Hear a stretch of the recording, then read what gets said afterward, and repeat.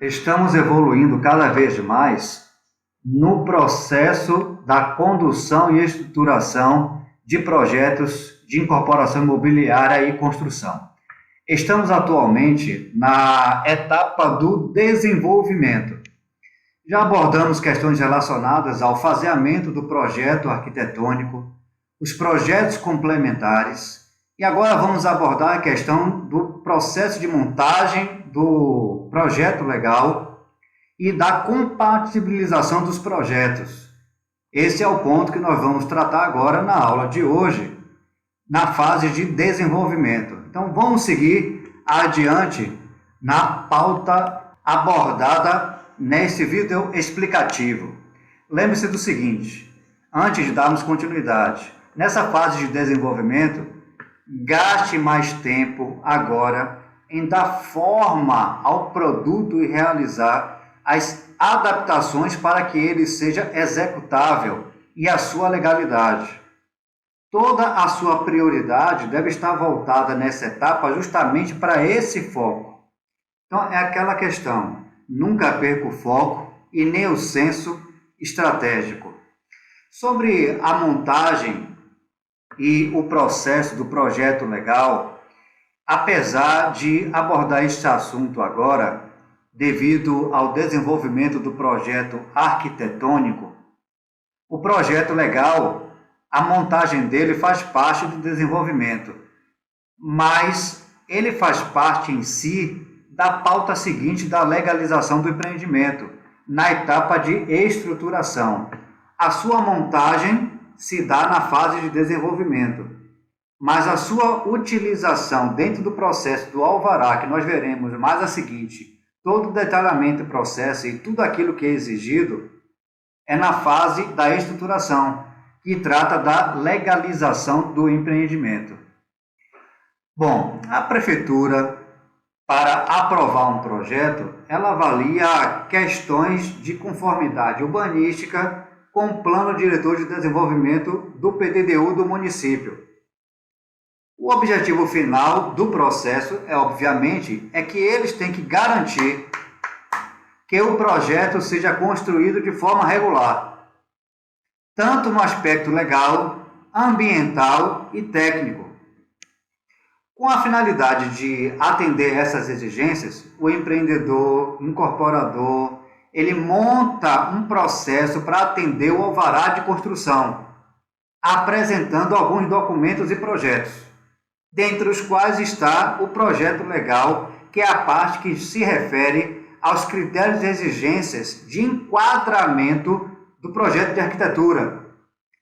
Então, ele faz parte da montagem do processo do licenciamento do alvará. Ele não é a única peça, ele faz parte do processo, como nós veremos a seguir. Agora, o que é que consta na montagem de um projeto legal? É importante que você tenha contato e procure verificar e leia o PDDU do município que você quer empreender, quer construir um empreendimento. Lá existem algumas exigências, alguns indicadores, índices que devem ser atendidos. O arquiteto faz esta conformação entre a concepção do empreendedor, todas aquelas questões relacionadas às restrições ambientais, limitações de topografia física do terreno. Ele une tudo isso analisando sob a ótica da regularização relacionada ao ponto de vista jurídico da legislação local do município, através do projeto legal. As características, o que contém? Contém as características urbanísticas com a taxa de ocupação, com o coeficiente de aproveitamento, com a área permeável e área construída. Constam também todos os cortes, plantas, implantação, memorial descritivo, para atender às questões sanitárias, construtivas, urbanísticas, entre outros pontos. Tudo isso é visto e enquadrado dentro do produto do projeto legal, no que diz respeito aos aspectos do projeto de arquitetura. Ao protocolar o projeto, na prefeitura é gerado o número do processo, que serve de acompanhamento através do site e de vez em quando no e-mail que você comunica, mandam para você o que se chama de comunique-se. Durante o processo surgem algumas dúvidas, algumas pendências que você deve atender e geralmente é dado um prazo para atendimento. Ao pegar esse comunique-se, você volta com os projetistas ou outros que estejam envolvidos em consultorias, visando elaborar, adequar e para atender a essas exigências ou esclarecer isso com a prefeitura e dar entrada novamente no processo para que ele seja dado continuidade até o seu final. Pode acontecer, inclusive, diversos comuniques, não um só, como vários. Por isso, é importante que você não deixe o processo correr indistintamente. É recomendável que você procure acompanhar e entrar em contato com a prefeitura local, no setor de desenvolvimento urbano que cuida dessa parte. Você tenha contato com o técnico que está com o seu projeto, de modo que possa acompanhar. Você ligue e de vez em quando vá lá. Por exemplo, agora recentemente surgiu uma questão de renovação do alvará de um projeto que eu estou acompanhando e eu tentei entrar com o técnico em contato. Ele disse: eu vou viajar só na semana que vem. Já perdi uma semana. Então, na semana seguinte, eu tentei entrar em contato com ele, ele não se encontrava no setor e ninguém sabia informar. No dia seguinte, eu liguei de novo. Não consegui falar com a pessoa que disse que ia falar com ele. No dia seguinte, eu liguei. Não consegui falar. Peguei o carro e fui lá. Então, quando chegou lá, eu me comuniquei, consegui localizá-lo, esperei lá. E simplesmente o que estava faltando eram alguns documentos que já tinham sido entregues e protocolados no setor lá mesmo da prefeitura. Eu mostrei o protocolo. Então, assim, o processo ficou parado por uma questão às vezes, de comunicação. Então, você não pode esperar. Você tem que ser proativo. E, ao você entrar em contato, você já gera uma conscientização de apreço do técnico em dar prioridade para o seu projeto, porque ele se sente acompanhado. E você antevê algumas soluções. Às vezes, ele não manda para você um comunique-se, ele liga para você. Ou você se antecipa no contato com ele para atender, para que o processo corra de forma melhor, mais eficiente, não necessariamente às vezes mais rápido. A outra questão é a abordagem que se faz com as pessoas do poder público. Então, muitas pessoas, ao conduzir o projeto, ao entrar em contato, entram de forma não adequadas, de forma rude, às vezes até mal educada. É importante que você tenha uma posição firme como a pessoa responsável do projeto, mas seja gentil. Mantenha um contato de forma benéfica e positiva ao projeto. Então, seja educado, seja cortês ao tratar do projeto com as pessoas do órgão público. São essas duas indicações. Então, acompanhe, não fique só refém do comunique-se e o tratamento que se deve ter com as pessoas, com o poder público em si, com a prefeitura, no caso, que a gente está tratando. Não só a prefeitura, como os outros órgãos também que dependem de licenciamento. Então, esses são os pontos relacionados à montagem e o processo do projeto legal. Vamos seguir agora com as questões relacionadas a um ponto, inclusive, muito importante. Falamos disso anteriormente, quando tivemos a visão total do processo de arquitetura, que é a parte de compatibilização dos projetos. Eu diria que é uma das partes mais essenciais. Eu já vi muitos problemas acontecerem por pouco investimento para compatibilizar os projetos. Já vi muito projeto atrasar, muitos conflitos na hora de executar o projeto e muito aumento de custo, inclusive em relação à falta de compatibilização de projetos, de erros que poderiam ser remediados na fase de elaboração. Então, a compatibilização do projeto, ela faz parte do planejamento do empreendimento. Esse tema é fundamental e de vital importância, porque através da compatibilização entre projetos, são identificados as incoerências entre eles, ou seja, as interferências que são possíveis verificar durante a fase em que estão sendo elaborados, evitando problemas, como foi dito, de sobreposição incompatível durante a execução do projeto, bem como promovendo soluções com antecedência. Esse é o ponto. Quando a circunstância houver limitações. Exemplo, por exemplo, incompatibilidade de tubulações, de prumadas, instalações que equivocadamente se chocam e perpassam elementos estruturais como vigas, coisas às vezes elementares, que poderiam ter sido vistas anteriormente e às vezes criam situações críticas, porque as soluções nem sempre são fáceis, mas de certo elas são sempre custosas, ou em termos de tempo ou em termos de custo, ou os dois. Então, são pontos essenciais que devem ser dados prioridades.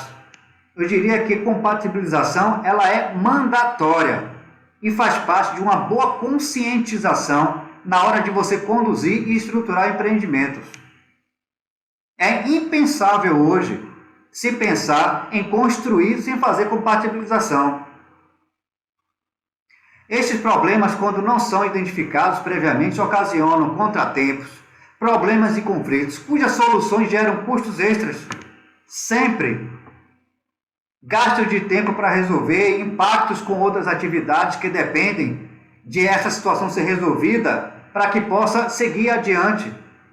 Já vi situações quando eu estava acompanhando a construção de uma fábrica e por falta de compatibilização passada, que eu estava fazendo parte com uma fiscalização e apoio e suporte ao planejamento de obra, os projetos dados pelo contratante, que era a indústria, estavam incompletos. E o projetista demorou cerca de 30 dias para dar a resposta e uma solução, depois de muitas discussões e reuniões técnicas. Isso ocasionou que aquela atividade ali parasse e outras atividades que vinham em sequência tiveram que ser paralisadas pela questão de atividades predecessoras, de dependência. E com isso, o atraso do projeto foi direto, de mais 30 dias. E no final, havia uma multa de contrato da indústria de 2 milhões de dólares se não conseguisse cumprir o prazo para a montagem dos robôs no galpão que estava sendo construído. Então, essa questão do atraso da obra, ela, para ser compensada, necessita aplicar, às vezes, mais gastos com recursos, para comprimir o cronograma, às vezes. Você vai ser obrigado a empregar mais recursos para antecipar o cronograma e compensar o que foi perdido. Inclusive, gerar situações que não tenham soluções e, assim, executar uma alternativa incompatível. Eu diria que o nome disso é gambiarra. Às vezes, nem sempre é possível dar uma solução esteticamente boa. Há uma incompatibilização notada que poderia ter sido evitada no processo anterior. Então, a compatibilização ela pode ser realizada através do AutoCAD, onde é posto e sobreposto todos os projetos um sobre o outro e visualizado ali as incoerências.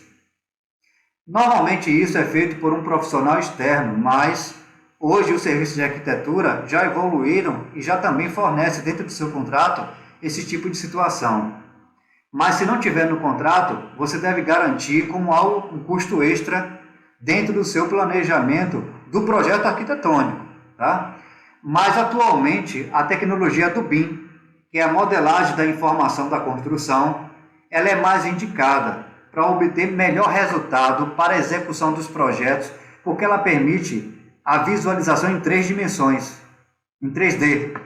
Então, ela visualiza melhor, ela é mais eficiente na hora de identificar, porque o AutoCAD, às vezes, não consegue ter a noção com um detalhamento que há ali, às vezes, alguma incompatibilidade.